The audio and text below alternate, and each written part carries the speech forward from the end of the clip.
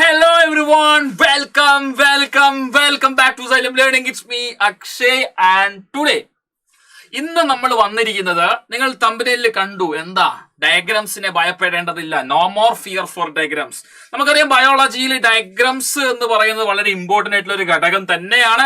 Biology എന്ന് പറയുന്ന വിഷയം തന്നെ പറയുമ്പോൾ നമുക്കറിയാം ഡയഗ്രാംസ് ആണ് നമ്മുടെ മനസ്സിലേക്ക് വരുന്നതും.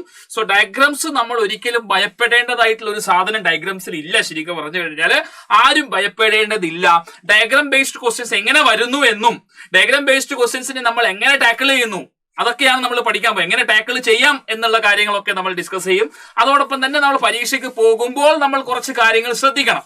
ഡയഗ്രാംസ് വരക്കുമ്പോഴും അല്ലെങ്കിൽ ഡയഗ്രാം ബേസ്ഡ് ക്വസ്റ്റ്യൻസ് ചെയ്യുന്ന സമയത്ത് കുറച്ച് കാര്യങ്ങൾ തീർച്ചയായിട്ടും ശ്രദ്ധിച്ചെങ്കിൽ വളരെ ഈസി ആയിട്ട് ഫുൾ മാർക്ക് നമുക്ക് സ്കോർ ചെയ്യാൻ വേണ്ടി പറ്റും. സോ ആ ഒരു കാര്യം പറഞ്ഞു തരാനും കുറച്ച് ക്വസ്റ്റ്യൻസ് നമ്മൾ ഡയഗ്രാം ബേസ്ഡ് ക്വസ്റ്റ്യൻസ് ചെയ്യാനുമാണ് സാർ ഇന്ന് വന്നിരിക്കുന്നത്. സോ ഒട്ടും സമയം നമുക്ക് കളയാനില്ല. തീർച്ചയായിട്ടും ആദ്യം മുതൽ അവസാനം വരെ എല്ലാവരും ഈ വീഡിയോ കാണണം. നിങ്ങൾക്ക് തീർച്ചയായിട്ടും ഉപകാരപ്രദമാവും എന്നുള്ള കാര്യം ഗ്യാരണ്ടി തരികയാണ്. ഓക്കെ, റെഡി, തുടങ്ങാം. ഓക്കെ, അങ്ങനെയാണെങ്കിൽ എന്തൊക്കെ കാര്യങ്ങൾ ചെയ്തുകൂടാ നോക്കിക്കേ. എന്താ പറയുന്നത് നോക്കിയേ. ഒരിക്കലും ഡയഗ്രാംസ് വരക്കുന്ന സമയത്ത് ഡ്രോയിങ്ങിന് നമ്മൾ എന്ത് ഉപയോഗിക്കാൻ പാടില്ല? പെന്ന് ഉപയോഗിക്കാൻ പാടില്ല. ഇത് നിങ്ങൾക്ക് അറിയാവുന്ന കാര്യമാണ്. ടീച്ചേഴ്സ് ഒക്കെ നിങ്ങൾക്ക് പറഞ്ഞു തന്നിട്ടുണ്ടാവും. ഒരിക്കലും നമ്മൾ എന്ത് ചെയ്യരുത്, ഡയഗ്രാംസ് വരക്കാൻ പെന്ന് നമ്മൾ ഉപയോഗിക്കരുത്. പകരം എന്ത് ഉപയോഗിക്കാം? നിങ്ങൾ ഉപയോഗിക്കുന്നത് എന്താ? പെൻസിൽ അല്ലെ? പെൻസിൽ ഉപയോഗിക്കാം കേട്ടോ. ഡയഗ്രാംസ് വരക്കാൻ you should use what? You should use pencil. പെൻസിലോട് ഇങ്ങനെ ഡയഗ്രാം വരക്കുമ്പോൾ ചിലപ്പോൾ എന്ത് സംഭവിക്കും? തെറ്റിപ്പോവാം. സോ ഇറൈസർ നിങ്ങളുടെ കയ്യിൽ ഉണ്ടാവണം. പെൻസിൽ എപ്പോഴും ഷാർപ്പായിരിക്കുമോ? ഇല്ല, ചില സമയത്ത് ബ്ലെൻഡ് ആയി പോകും. അപ്പൊ ആ സമയത്ത് ഷാർപ്പൺ ചെയ്യണം. So you should take sharpener also with you. So ഷാർപ്പനറും എറൈസറും പെൻസിലും വെരി ഇമ്പോർട്ടന്റ്. സ്കെയിൽ അത്ര ഇമ്പോർട്ടന്റ് അല്ല. ശരിക്കും ഡയഗ്രാം വരക്കുമ്പോൾ കൈയോട് വരക്കാനാണ് ശ്രമിക്കേണ്ടത്. ഓക്കെ, അങ്ങനെയാണെങ്കിൽ വളരെ പെട്ടെന്ന് നമ്മൾ ഇമ്പ്രൂവ് ആവും. എന്നാലും നിങ്ങൾ സ്കെയിൽ എടുത്താലും കുഴപ്പമില്ല. റെഡിയാണോ? ഞാൻ പറഞ്ഞത് മനസ്സിലായോ? So use pencil, eraser, sharpener etcetera four drawing. Never use pen. Okay, ready? Yes. Use at least 3/4 of the page four drawing. അതായത് നമ്മളൊരു പേജ് നമ്മളിപ്പോ പരീക്ഷ എഴുതിക്കൊണ്ടിരിക്കുകയാണ്. ഫോർ എക്സാമ്പിൾ എന്റെ പൊന്നു മക്കളെ നോക്കിക്കോളൂ. See, suppose this is the examination sheet. Okay, answer sheet. Okay, ready? So നിങ്ങൾ ഇതിൽ പരീക്ഷ ഇങ്ങനെ എഴുതിക്കൊണ്ടിരിക്കുകയാണ്. ഓ ചലബിള. Okay, you are writing the exam. Okay, the next question, 7th question is to draw a diagram. Okay, so you find 1/4 of the page only is left here, correct? കണ്ടു നിങ്ങൾ? വളരെ കുറച്ച് സ്പേസ് മാത്രമേ ഇവിടെ ഉള്ളൂ. സോ അങ്ങനെയാണെങ്കിൽ what you need to do? You should take another fresh page and draw the image. Ready? And it should be like 3/4 of the page you should take. Okay, മുക്കാഭാഗം, പേജിന്റെ മുക്കാഭാഗവും ആ വലിയ ഫിഗർ ഒക്കെ ആണെങ്കിൽ മുക്കാഭാഗം നമ്മൾ ഉൾപ്പെടുത്താൻ ശ്രമിക്കുക. ചെറുതാണെങ്കിൽ അര പേജ് മതി. ഓക്കെ, മനസ്സിലായ? ഒരിക്കലും 1/4 പേജിൽ നിങ്ങൾ ഒതുക്കരുത്. കുറഞ്ഞ പക്ഷം ഒരു 3/4 ഉപയോഗിക്കാൻ ശ്രമിക്കുക നിങ്ങൾ. ഓക്കെ, മനസ്സിലായോ? Use at least 3/4 of the page for drawing. Correct? Got it? Yes.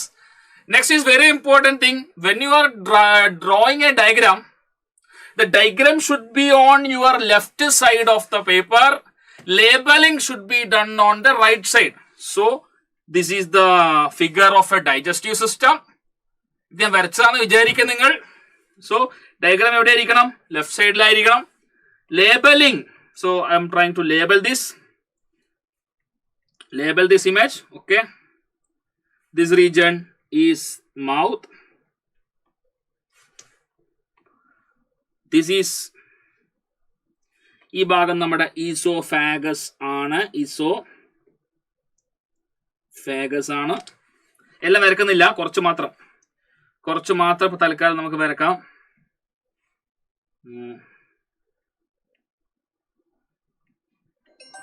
This is our liver. Okay, അപ്പൊ നിങ്ങൾ നോക്കിക്കേ. ഇവിടെ ഡയഗ്രാം ഞാൻ വരച്ചിരിക്കുന്നത് ലെഫ്റ്റ് സൈഡിലാണ്. ലേബൽ ചെയ്തിരിക്കുന്നത് എവിടെയാ? റൈറ്റ് സൈഡിലാണ്. പേപ്പറിന്റെ റൈറ്റ് സൈഡ്. ഇത് ഫോളോ ചെയ്താൽ പേപ്പർ കാണാൻ നല്ല നീറ്റ് ആയിരിക്കും, നല്ല പ്രസന്റേഷൻ ആയിരിക്കും. ഓക്കെ, ഇത് ശ്രദ്ധിക്കാൻ നോക്കട്ടെ. ഈ ഒരു കാര്യം എല്ലാവരും ഒന്ന് ശ്രദ്ധിക്കാൻ ശ്രമിക്കാം. ഇനി what is diagram based question? നമ്മുടെ പരീക്ഷ പേപ്പറിൽ ഡയഗ്രാം ബേസ്ഡ് ക്വസ്റ്റ്യൻ എന്ന് പറഞ്ഞാൽ എന്താ? പക്ഷെ രണ്ട് കാര്യങ്ങളാണ് അവിടെ സംഭവിക്കാൻ സാധ്യതയുള്ളത്. നമുക്ക് ക്വസ്റ്റ്യൻ ആയിട്ട് ചിലപ്പോൾ ലേബിൾഡ് ഡയഗ്രാം തരും, അല്ലെങ്കിൽ അൺലേബിൾഡ് ഇമേജ് ആയിരിക്കും തരുന്നുണ്ടാവാം. എന്നിട്ട് ആ ഡയഗ്രാമുമായി ബന്ധപ്പെട്ട ചോദ്യങ്ങൾ ഉപചോദ്യങ്ങളായി സബ് ക്വസ്റ്റ്യൻസ് ആയിട്ടുണ്ടാവും. So it has labelled, unlabelled image, plus you will be getting some questions pertaining to that particular image. ആ ഇമേജുമായി ബന്ധപ്പെട്ട ചില ചോദ്യങ്ങൾ ഉണ്ടാവും. This is what is called diagram based question. Very easy. Why to attempt a diagram based question? എന്തിന് diagram based question attend ചെയ്യണം? First of all, it is very easy to score. വളരെ പെട്ടെന്ന് സ്കോർ ചെയ്യാൻ പറ്റും. ഒരു diagram തന്നു, അതിൽ ഇത് ഏത് പാർട്ട് എ, ഇത് ഏത് പാർട്ട് ബി, ഈ എയും ബിയും നിങ്ങൾ ഐഡന്റിഫൈ ചെയ്താൽ തന്നെ വളരെ ഈസി ആയിട്ട് മാർക്ക് സ്കോർ ചെയ്യാൻ പറ്റും. അവിടെ നിങ്ങൾക്ക് എസ്സേയോ അല്ലെങ്കിൽ ഡിസ്ക്രിപ്റ്റീവ് ആയിട്ട് എഴുതേണ്ട കാര്യങ്ങളൊന്നും ഇല്ല. വളരെ ഈസി ആയിട്ട് ഒരു 1 വേർഡിൽ തന്നെ നിങ്ങൾക്ക് മാർക്ക് ചെയ്യാൻ പറ്റും, മാർക്ക് സ്കോർ ചെയ്യാൻ വേണ്ടി പറ്റും. Then consist of related questions only. C, ഒരു ഡയഗ്രാം തന്നു, ആ ഡയഗ്രത്തെ കുറിച്ച് നിങ്ങൾക്ക് നല്ല ബോധം ഉണ്ടെങ്കിൽ, നല്ല ഐഡിയ ഉണ്ടെങ്കിൽ, അതുമായി ബന്ധപ്പെട്ട എല്ലാ ക്വസ്റ്റ്യൻസും, റിലേറ്റഡ് ആയിട്ടുള്ള എല്ലാ ക്വസ്റ്റ്യൻസും വളരെ ഈസി ആയിട്ട് എന്ത് ചെയ്യാൻ പറ്റും? സ്കോർ ചെയ്യാൻ പറ്റും. അല്ലാതെ വേറെ ഒന്നും വരില്ല. അപ്പൊ ഹാർട്ടിന്റെ ചിത്രം കൊടുത്തിട്ട് അവിടെ കിഡ്നിയെ കുറിച്ച് ചോദിക്കില്ല. ഹാർട്ടിന്റെ ചിത്രം കൊടുത്ത് ഹാർട്ടുമായി റിലേറ്റ് ചെയ്ത ക്വസ്റ്റ്യൻസ് ആയിരിക്കും ഉണ്ടാവുക, related questions. So it is very easy for you to score. അത്രേ ഉള്ളൂ. Does not take much time. അതിനുള്ള ക്വസ്റ്റ്യൻസ് കംപ്ലീറ്റ് ചെയ്യാൻ അധികം സമയമൊന്നും എടുക്കില്ല. വളരെ ഈസി ആയിട്ട് എന്ത് ചെയ്യാൻ പറ്റും? കംപ്ലീറ്റ് ചെയ്യാൻ പറ്റും. ചെറിയ സമയത്ത്, വളരെ ഷോർട്ട് ഡ്യൂറേഷൻ ഓഫ് ടൈമില് മാക്സിമം മാർക്ക് നമുക്ക് സ്കോർ ചെയ്യാൻ പറ്റുന്നൊരു മേഖലയാണ് diagram based questions. So it is like a blessing. Okay, അടുത്തത് general guideline, what to do. Okay, read the questions carefully. എപ്പോഴും അത് ഡയഗ്രാം ബേസ്ഡ് ക്വസ്റ്റ്യൻസ് എന്നല്ല, ഏത് ക്വസ്റ്റ്യൻ ആയാലും ധൃതിയില്ലാതെ പെട്ടെന്ന് നമുക്ക് കാണുമ്പോൾ നമുക്ക് അറിയുന്ന ക്വസ്റ്റ്യൻ ആണ്, പെട്ടെന്ന് ചാടി കയറി എന്ത് ചെയ്യും?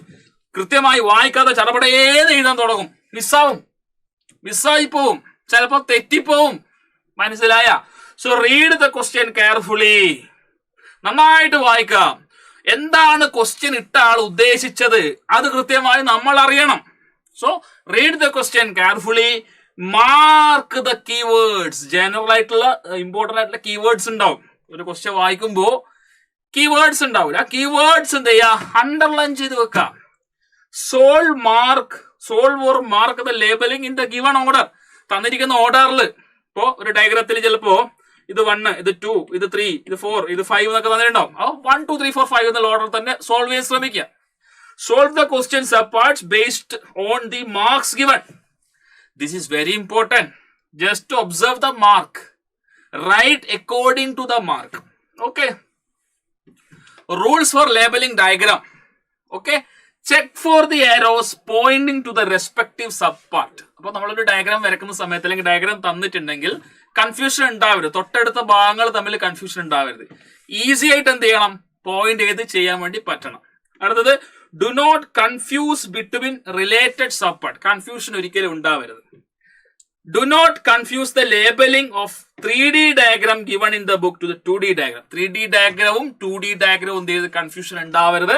സോ എപ്പോഴും നല്ലൊരു ഇമാജിനേഷൻ, ഒരു ഡയഗ്രാം കാണുമ്പോൾ നമ്മുടെ മനസ്സിലേക്ക് ആ ഇമേജ് കൊണ്ടുവന്നാൽ ഈ ഒരു കൺഫ്യൂഷൻ ഉണ്ടാവില്ല. അത് തന്നെയാണ് പറയാനുള്ളത് കേട്ടോ. അപ്പൊ ഇത്രയുള്ള കാര്യങ്ങൾ ശ്രദ്ധിക്കണം. സോ ഇവിടെ ഒരു ക്വസ്റ്റ്യൻസ് നമുക്ക് നോക്കാം. ഇവിടെ ഒരു ക്വസ്റ്റ്യൻ തന്നിട്ടുണ്ട്. Observe the given diagram and answer the questions. അപ്പൊ ഇവിടെ ഫസ്റ്റ് ക്വസ്റ്റ്യൻ തന്നിരിക്കുന്നത് ലേബൽ ദ പാർട്ട് 1 to 9. 3 മാർക്സിനാ ചോദിച്ചിരിക്കുന്നത്. നോക്കാം, 1 to 9 ലേബൽ ചെയ്യാനാണ് ചോദിച്ചിരിക്കുന്നത്. 1 to 9 3 മാർക്ക് ക്വസ്റ്റ്യനാ. 1 മൗത്ത് ആണെന്നറിയാം. ഓക്കെ, 2 ഈസോഫാഗസ് ആണ്, 3 സ്റ്റൊമക് ആണ്, 4 small intestine, 5 large intestine, 6 is anus, 7 is rectum, 8 is pancreas, 9 is liver. ഇത് വളരെ കൃത്യമായി നിങ്ങൾ മാർക്ക് ചെയ്ത് കഴിഞ്ഞാൽ യു വിൽ ഗെറ്റ് 3 മാർക്സ്. മനസ്സിലായോ? ഇത് രണ്ടാമത്തെ ചോദ്യം എന്തായിരുന്നു? Write the function of part 2. Part 2 ഏതാ? ഈസോഫാഗസ്. അപ്പൊ ഈസോഫാഗസിന്റെ ഫംഗ്ഷൻ ഏതാ? It brings the food to the stomach for further digestion. അല്ലെ, നമ്മുടെ മൗത്തിനകത്ത് കുറച്ച് ഡൈജഷൻ കംപ്ലീറ്റ് ചെയ്തു, പാർഷ്യൽ ഡൈജഷൻ ആണ്. അതിനുശേഷം ഇത് സ്റ്റൊമക്കിലേക്ക് വരും ഈ ഫുഡ്. ഈസോഫാഗസിലൂടെയാ. ഈസോഫാഗസില് നമുക്ക് special kind of muscular movement ഉണ്ട്, നമുക്കറിയാം, പെരിസ്റ്റാൾസിസ്. ആ പെരിസ്റ്റാൾട്ടിക് മൂവ്മെന്റിന്റെ ഹെൽപ്പ് കൊണ്ടാണ് ഈ ബോളസ് അല്ലെ ഭക്ഷണം ചെയ്യുന്നത് സ്റ്റൊമക്കിലേക്ക് വരുന്നത്. അതാണ് അവിടെ ആൻസർ ചെയ്തത്. 1 മാർക്കാണ് നിങ്ങൾക്ക് അവിടെ കിട്ടുക അത് എഴുതി കഴിഞ്ഞാൽ. അടുത്ത ചോദ്യം എന്തായിരുന്നു? State the secretion that occur in 8 and 9. 8 എന്ന് പറഞ്ഞാൽ it is pancreas. Pancreas produce pancreatic juice. Pancreatic ജ്യൂസിൽ എൻസൈംസ് ഉണ്ട്. Trypsin, amylase, lipase. Trypsin protein digesting ആണ്, പ്രോട്ടീനെ പെപ്റ്റോൺസ് ആക്കും. ലിപ്പേസ് ഫാറ്റ് ഡൈജസ്റ്റിംഗ് ആണ്, ഫാറ്റിനെ ഫാറ്റി ആസിഡ് ഗ്ലിസറോൾ ആക്കും. അമൈലേസ് കാർബോഹൈഡ്രേറ്റ് ഡൈജസ്റ്റിംഗ് ആണ്, സ്റ്റാർച്ചിനെ മാൾട്ടോസ് ആക്കും. See very easily you got the mark. And one more thing, nine എന്താ? Liver. Liver, the largest gland, it's producing bile juice. Bile juice is the only one digestive juice with no enzyme. Enzyme ഇല്ലാത്ത digestive juice ബൈല. Bile എന്ത് ചെയ്യാ? Emulsification of fat. ഫാറ്റിനെ break down ചെയ്യും. വലിയ വലിയ fat ഗ്ലോബ്യൂൾസിനെ ചെറിയ ഫാറ്റ് ഗ്ലോബ്യൂൾസ്, ചെറിയ ടൈനി ഡ്രോപ്ലെറ്റ്, ഫാറ്റ് ഡ്രോപ്ലെറ്റ്സ് ആക്കിയിട്ട് മാറ്റും.